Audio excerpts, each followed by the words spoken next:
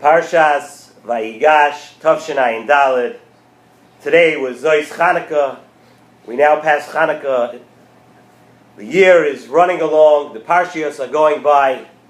I'd first like to excuse myself. My voice is not in such good shape tonight, a bit under the weather.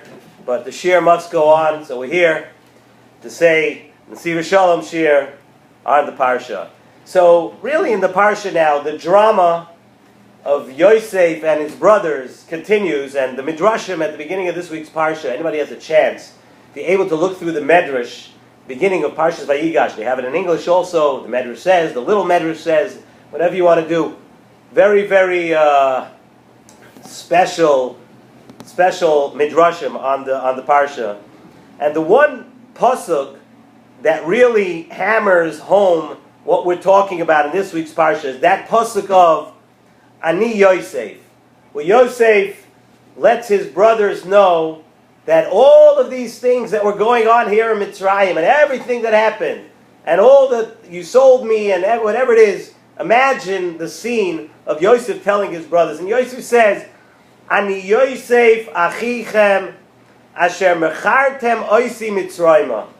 He says, I am Yosef, your brother, who you sold to Mitzrayim. And the Parsha continues with a very interesting pasuk after that. V'yata, and now, al teyatzvu, don't be down about it, don't be depressed, don't let this bother you. You sold me, don't let it bother you. Val yichar beinechem, don't be angry, ki machartem oisi heina, that you sold me here. Ki lemechyosh lochani alekim lifnechem. Yosef says, don't worry about it, chill, relax. HaKadosh Baruch Hu sent me here that I should supply food to you in a time of hunger. So don't worry, you didn't do anything. And he says, Kizesh Nasayim Hara'av, it's 2 years into the hunger, and it's a very strong hunger in Mitzrayim. And then he says, V'yata, lo yatem shalachtem oisihena. You didn't send me here, don't worry about it. So Nesivos Shalom brings a few diyukim from these psukim. Firstly, the fact, if you look at the pasuk, the fact that the pasuk says, Ani Yosef achichem asher mechartem. It says the word achichem, my brother, together with the words asher mechartem. So the Orach Chaim HaKadosh be'emes says on these words, then what does it teach us? It teaches us that even b'shas the mechira, at the time that the Shvatim sold Yosef, Yosef was like a brother to the Shvatim. He didn't hold them against him. The pasuk says, "Ani Yosef achichem asher mechartem." During the time of the sale, even I felt to you as a brother. So really, the question is, and Nesivos Shalom asks, the question is really: is this what the Torah demands of us? I mean, just imagine if someone comes to kill you, and you should still feel like a brother. You know, yeah, what's up, brother? You know, a guy wants to kill you, feel like a brother. Something sounds a little bit odd over here. Is this what the Torah expects? That Yosef should have felt like a brother at that moment that the Shvatim were actually threw him in a pit, took him out and sold him? We have to see exactly what that means. Why should there not be any anger here now? Why shouldn't anybody be upset? Obviously, something happened over here. Even though at the end, as the psukim play out, at the end something good came out of it, because Yosef was in a place in Mitzrayim where he was able to supply the food. But even if something good comes out of it, Lamaisa, let's call it what it is. They sold their brother. So shouldn't they at least, why is Yosef telling them, don't be upset, don't be angry? They should at least feel the need to do tshuva. And Yosef says, don't worry about anything. Why is Yosef telling them, Al teyatzvu, don't let this get you down. All you did was sell your brother, right? Don't let it get you down. Think, if you look at the Parsha, it's a pella, it's unbelievable. Hey, don't worry, you didn't do anything. You didn't do anything wrong. Even though we see in Parshas Vayigash that Yosef tells his brothers, V'atem chashavtem olai l'ra. Yosef's saying how, don't worry how things played out, you thought about doing bad to me, but elikim chashavo l'toiva. HaKadosh Baruch Hu decided it should come out good. But what's he telling them then? He said, you wanted to, obviously, they did have bad plans for Yosef. They didn't have such good things, right? Good things weren't happening when they sold Yosef. So why is it fine just because at the end of the story it turned out that it worked out fine? You know, in English, in America, we have this expression, all is well that ends well. But it doesn't always work. It doesn't always, especially in the Torah. Is that the way it is? All's well that ends well. Let's see. So Nesivos Shalom begins the explanation of this parsha by telling us in general, the entire episode over here, the entire parsha of Mechiras Yosef and on, in its entirety, it's tough to comprehend the whole thing. First of all, how is it that Shiftei Ka, whom from these Shvatim came out the entire Klal Yisrael, how is it that they did such a maisa like selling their brother? And we don't have time to go through it right now, but we know it's brought down to Chazal and everything, that they were even mitzdaref the Shechina, that the Shechina was with them. They used the Shechina together with them when they were selling Yosef as a Bezdin, right? So the Torah, what is it? How is it possible? The Torah is telling us the story that happened here. How is it possible that the Shvatim did such a thing? So it's not Nesivos Shalom that the Torah is telling us that even then, b'shas the Mechira, even at that moment, Yosef was dan his brothers l'kav schus. And not just l'kav schus in one way. It's a lesson to us. He wasn't just dan them l'kav schus in one way. He was dan them l'kav schus in two different ways. First of all, on the maisa of selling him. Yosef right away thought that if tzaddikim, such as his brothers, were doing such a maisa, then something positive will be built out of this. That was Yosef's relationship with HaKadosh Baruch Hu. He was dan them l'kav schus in the maisa of selling him, that through this maisa something positive, and we see that it did play out that way. But that's what Yosef felt even while they were selling him.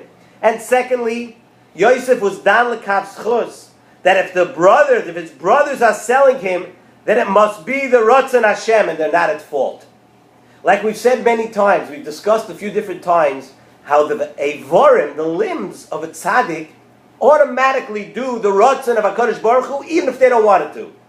They're so tuned in with HaKadosh Baruch Hu that their limbs do. So if the Shvatim are going through the motions here and selling Yosef, Yosef was thinking it must be the Ratzon Hashem. We've said this a few times before. We spoke about it also once. We spoke about it by the mice of Yehuda and Tamar. How is it possible that such a maisa should happen with Yehuda and Tamar? The word is that it was the Ratzon Hashem that this maisa should happen, that one day Mashiach ben David is going to come from this union. Mashiach ben David is going to come from that. So the Eivorim, even though to our to eyes, it seems like what's going on here, but the way it plays out, HaKadosh Baruch Hu, it's the Ratzon Hashem. It follows through. Tzaddikim automatically do the Ratzon Hashem. So the pasuk tells us that Yosef first said, "Ani Yosef, I am Yosef, achichem asher mechartem. I am Yosef, your brother that asher mechartem oisi mitzrayma." That even during the sale, we were still brothers. He wanted them to know that, and because he knew that something good would come out of it. Now he could tell the brothers, look back, you see what's good is coming out of it. But I knew this then. Even b'shas the sale, I felt to you like a brother. I had my confidence, I had bitachon emunah and HaKadosh Baruch Hu. And Yosef told him also, V'ata, now, al teyotzvu, don't be down about it. V'al yichar, don't be angry. Because we see at the end, everything turns out and it was good. And Yosef also spoke about the maisa of selling him. He says, "V'ata lo yatem shalachtem." That's how we explain that pasuk says in Nesivos Shalom. It wasn't you. You think you picked me up, you sold me. It wasn't you. Yosef was saying, "I never blamed you for it. It was HaKadosh Baruch Hu running the world the entire time." That's what HaKadosh Baruch Hu does. HaKadosh Baruch Hu is the one running the world the entire time. And that's what Yosef was telling his brothers. You know what? You don't need to do tshuva. You don't need to do tshuva for any part of it at all. Because HaKadosh Baruch Hu was the one, from the time you wanted to sell me until today, HaKadosh Baruch Hu was the one behind pushing it along. It was the Ratzon Hashem, so I felt to you like a brother the entire time. I knew it was the Ratzon Hashem during the entire time of the sale, all the way until today. And Yosef was able to see the good of his brothers even during the sale, because Yosef was a complete tzaddik. And what does a complete tzaddik see? A complete tzaddik only sees the good in a chaver. Sometimes right in front of us it looks like somebody's doing something wrong to you, but Yosef is able to see through that. Why? It's not, there's a person doing it, but it's not him. It's HaKadosh Baruch Hu who's pushing, it's HaKadosh Baruch Hu who's leading the world. So I just want to end off, I was thinking that the truth is we're not on that madrega like we said before, or most of us, I'm not. Maybe some people sitting here, you are, we have a very, very chashuv crowd, but the bottom line is it's tough for most of us to say that our Evarim automatically do, like by Yehuda v'Tamar, like by the Shvatim, that our Evarim automatically do the will of HaKadosh Baruch Hu. But one thing we all could work on is understanding this midah of understanding that HaKadosh Baruch Hu always has a plan. You look through, I remember you learn in 3rd grade, 4th grade, you think of the Maisa of Mechiras Yosef, and then we grow up, we turn 20, 30, 40, you get a little older, and you think of it the same way. You know, oh, it's so dramatic, and they took him, they threw him in a pit, but the bottom line is that if you look through the whole thing, how everything turned out at the end, we see HaKadosh Baruch Hu had a plan, had a plan the entire time. We may not see it now, but HaKadosh Baruch Hu always knows what's best for us. And we need to think of that when we think that someone's doing something wrong to us. That doesn't give the other person an excuse to go around doing anything wrong to you. But that's something we have to think about. Is that first of all, HaKadosh Baruch Hu knows what's best for us, and HaKadosh Baruch Hu is running the world. Yes, another person is doing it, and he has no right to do anything wrong to you, most of the time.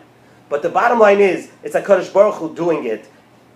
It's HaKadosh Baruch Hu behind the scenes. HaKadosh Baruch Hu is controlling. And this is what Yosef's teaching us when he says that Ani Yosef, that dramatic moment, he says, Ani Yosef, I am Yosef. But right away he says, Ani Yosef achichem asher mechartem oisi mitzrayma.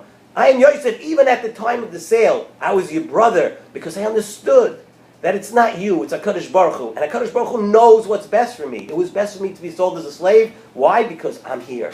I'm here today, and I'm supplying food to Yaakov Avinu and all the Shvatim. And that's something for us, just keep in mind. That HaKadosh Baruch Hu always has a plan.